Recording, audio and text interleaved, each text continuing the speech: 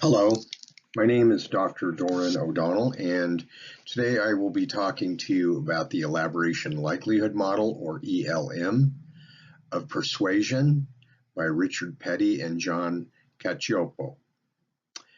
They were both researchers in the 1980s that looked at how we process information cognitively or with our brains, and they assumed that people would spend more time processing information that is important to them than they would for information that wasn't so important.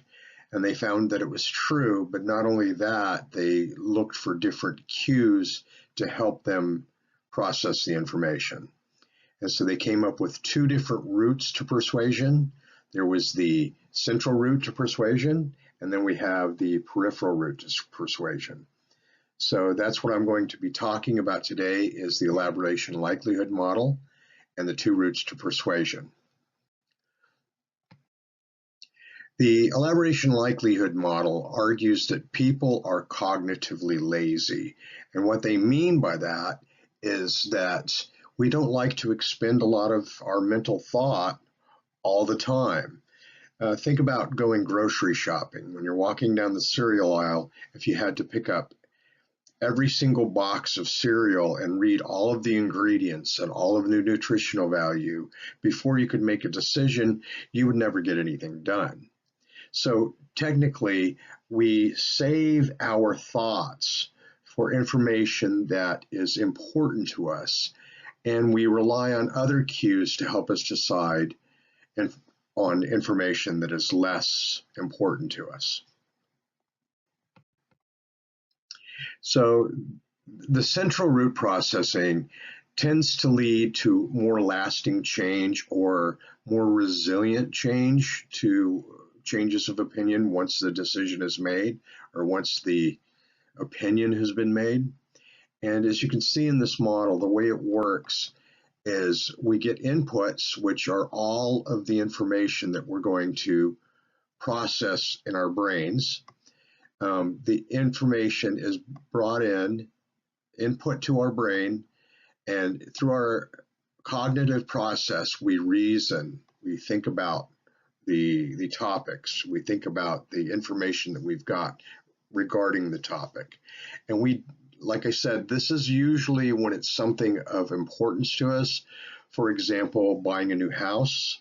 If we're buying a new house, we're likely to want to spend more time thinking about the house in comparison to other houses, the benefits and drawbacks of each house before we finally decide what we're going to choose to buy. So we listen to the quality of the reasoning, the type of reasoning, the logic of the reasoning, the ethics if need be, and the usefulness of information before we make the decision.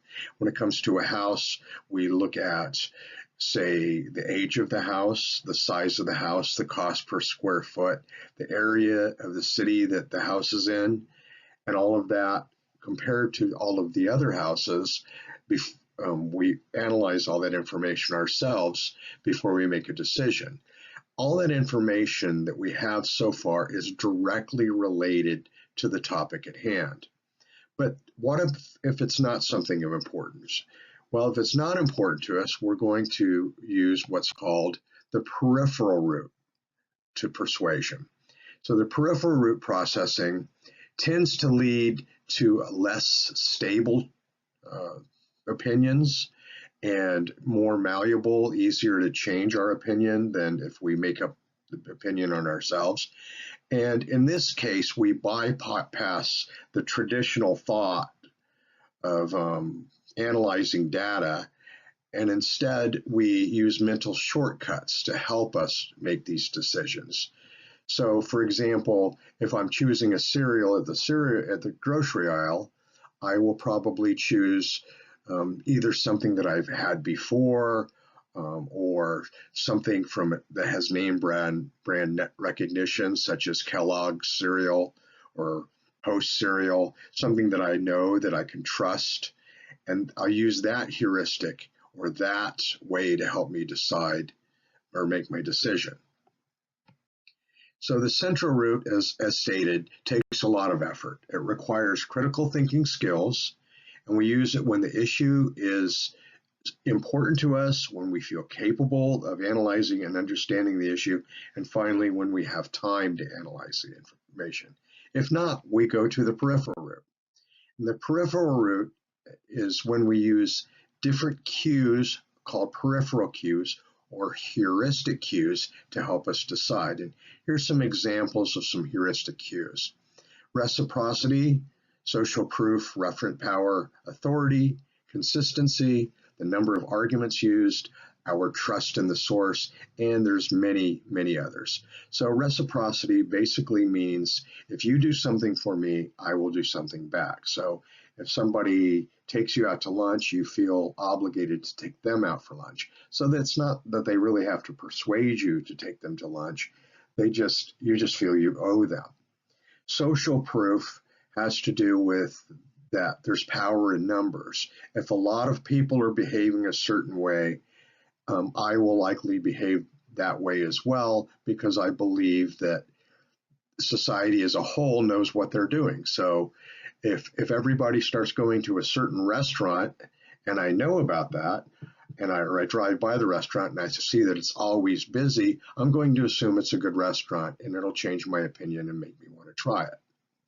Referent power has to do with the charisma or the attractiveness of a person or an object and how that influences you. So generally, if attractive people ask you to do something, you're more likely to do it.